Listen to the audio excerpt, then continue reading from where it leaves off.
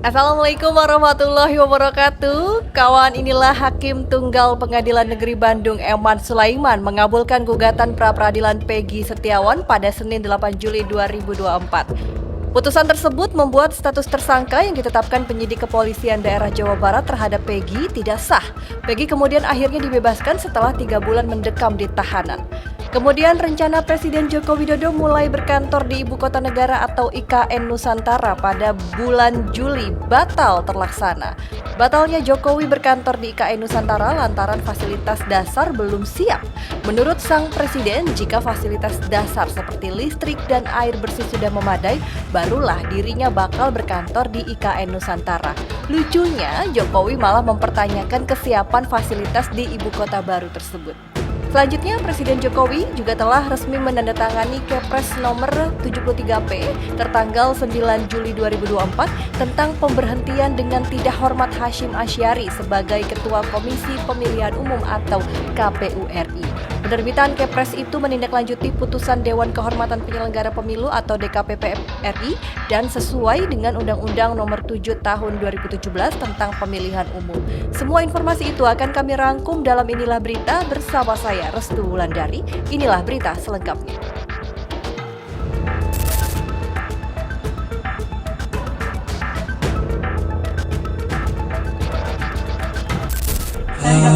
Peggy, kenapa Peggy?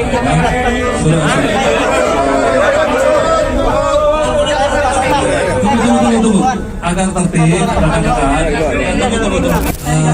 Peggy, kenapa Peggy?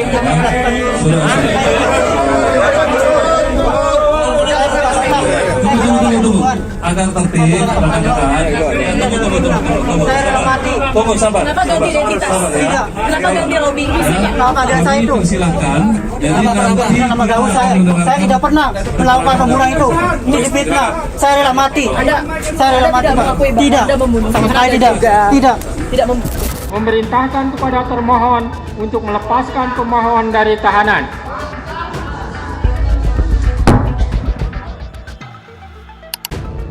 Berikan hak pemohon dalam kemampuan, kedudukan, dan harkat serta martabatnya seperti sedia kala. Dan 9. Membebankan biaya perkara kepada negara. Demikianlah diputus pada hari ini Senin, tanggal 8 Juli 2024 oleh Eman Sulaiman sebagai Hakim Tunggal.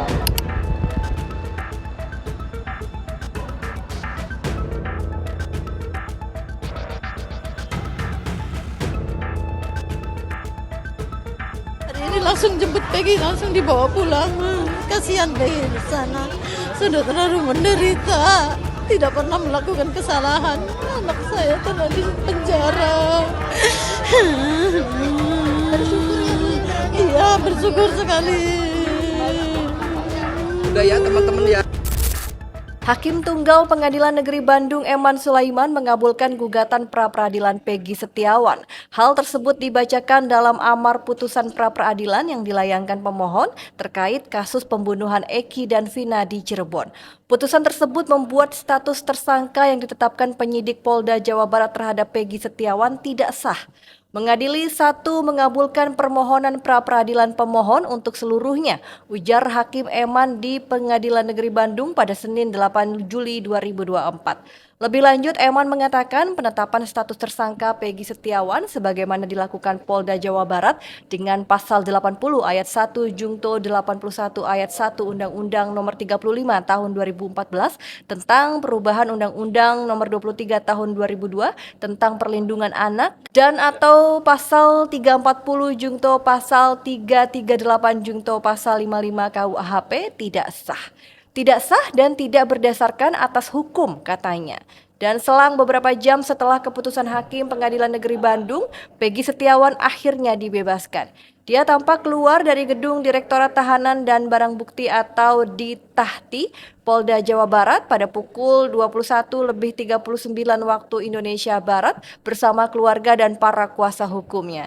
Setelah bebas, ia mengaku akan pulang, beristirahat dan kembali melanjutkan pekerjaannya sebagai kuli bangunan. Sementara itu, Direktur Lembaga Kajian Strategis Kepolisian Indonesia atau Lemkapi, Edi Hasibuan menekankan putusan Hakim Pra-Peradilan Pengadilan Negeri Bandung ini harus dijadikan bahan pembelajaran dan introspeksi bagi jajaran Polri. Kita minta putusan ini jadi bahan pembelajaran. Kita ambil hikmahnya agar Polri lebih hati-hati dan profesional pada masa mendatang, kata Edi dalam keterangannya. Menurut dia, setiap penetapan tersangka dalam kasus apapun tentu harus bisa dibuktikan secara hukum dan semua prosedur hukum dalam pelaksanaannya harus sesuai aturan, termasuk berpedoman pada Kitab Undang-Undang Hukum Acara Pidana atau KUHP dan Peraturan Kapolri yang mengatur tentang manajemen penyidikan. Profesionalisme Polri, lanjut dia, juga tentu akan dipertanyakan. Artinya, setiap tindakan kepolisian tidak boleh salah dan semua harus mengikuti aturan hukum yang ada. Dia menilai dampak putusan hakim pra-peradilan ini juga bisa menurunkan citra Polri, serta bisa menurunkan marwah kepolisian di tengah masyarakat. Ahli psikologi forensik Reza Indragiri juga ikut angkat bicara. Ia mengingatkan bahwa korban salah tangkap kepolisian bisa mendapatkan ganti rugi. Menurutnya, langkah tersebut lebih baik dijalankan ketimbang melalui mekanisme hukum yang bersifat memaksa. Kuasa hukum Peggy, Marwan Iswandi, menyebut akan meminta ganti rugi untuk pemulihan nama baik Peggy Setiawan. Marwan menjelaskan ganti rugi yang diminta ini sekitar ratusan miliar. Namun dia belum merinci terkait nominal pasti ganti rugi tersebut karena menurutnya hal tersebut masih didiskusikan. Marwan pun belum membeberkan kapan pihaknya akan mengajukan ganti rugi tersebut karena masih menunggu kliennya tenang usai bebas dari tahanan. Wah, kasus Peggy ini menarik ya kawan, inilah sampai Presiden Jokowi saja ikut berkomentar. 8 tahun berlalu pasca kejadian dan pelakunya baru tertangkap setelah filmnya viral. Dan dari awal penangkapannya juga sudah janggal dan tiba-tiba sekarang sudah dibebaskan. Nah, mungkin kawan inilah boleh nih komentarnya mana tim Peggy dan yakin Peggy tidak bersalah dan mana tim Polda Jawa Barat yang yakin kalau Peggy bersalah dan sudah benar ditetapkan sebagai tersangka. Tulis ya di kolom komentar.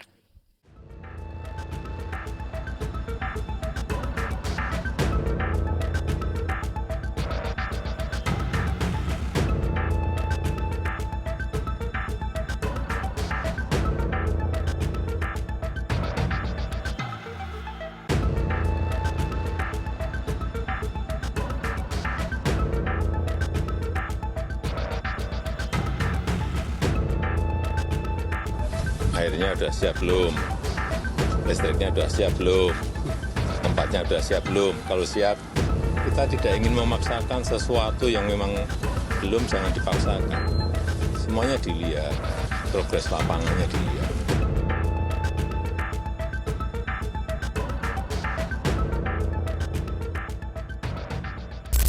Mendekati masa pensiun, Presiden Joko Widodo tampaknya mulai sadar bahwa mega proyek Ibu Kota Negara atau IKN Nusantara di Penajam Pasir Utara, Kalimantan Timur bak cerita Roro Jonggrang. Karena hawa nafsu, semuanya serba dipaksakan, akhirnya kandas pula. Saat berada di Lanut Halim Perdana Kusuma, Jakarta Timur pada Senin 8 Juli 2024, Jokowi tiba-tiba bicara batal pindah kantor ke IKN pada bulan ini. Alasannya apa? Infrastrukturnya belum 100% rampung sehingga wajar air dan listrik belum tersedia.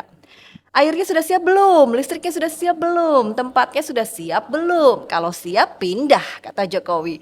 Melunaknya Jokowi ini bisa berarti macam-macam ya. Yang paling ekstrim proyek IKN bakal mangkrak. Kalaupun jadi ya seadanya saja. Karena itu proyek ini perlu anggaran jumbo 466 triliun rupiah di tengah keuangan negara yang sudah berdarah-darah. Direktur Ekonomi Digital Selios Nailul Huda mengatakan bahwa dirinya sudah sering menyampaikan jika IKN adalah proyek yang tidak potensial. Pada akhirnya membuat pendanaan lebih heavy kepada APBN. Ketika APBN terbatas karena pengeluaran program lainnya, proyek IKN berpotensi mangkrak dan menjadi hambalang baru, kata Nailul Huda di Jakarta pada Rabu 10 Juli 2024. Dan hingga saat ini, kata Nailul, tidak ada investor asing tunggal yang masuk ke IKN untuk berinvestasi.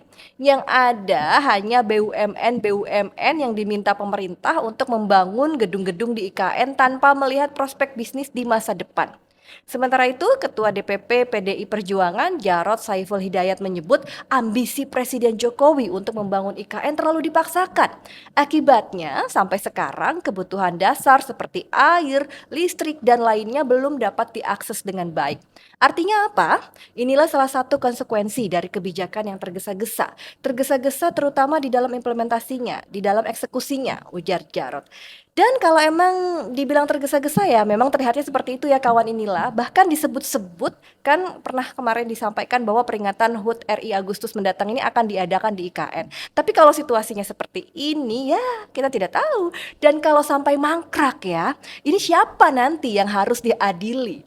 Dan apakah ini akan jadi Candi Hambalang Jilid 2? Kita lihat saja nanti. Informasi terakhir ini masih soal Presiden Joko Widodo, di mana Presiden Joko Widodo ini telah menandatangani keputusan Presiden atau Kepres nomor 73P tertanggal 9 Juli 2024 tentang pemberhentian dengan tidak hormat Hasyim Asyari sebagai Ketua Komisi Pemilihan Umum atau KPU RI. Koordinator Staf Khusus Presiden Ari Dwi Payana menyebut penandatanganan dan penerbitan Kepres itu menindaklanjuti putusan Dewan Kehormatan Penyelenggara Pemilu atau DKPP RI dan sesuai dengan Undang-Undang Nomor 7 Tahun 2017 tentang Pemilihan Umum.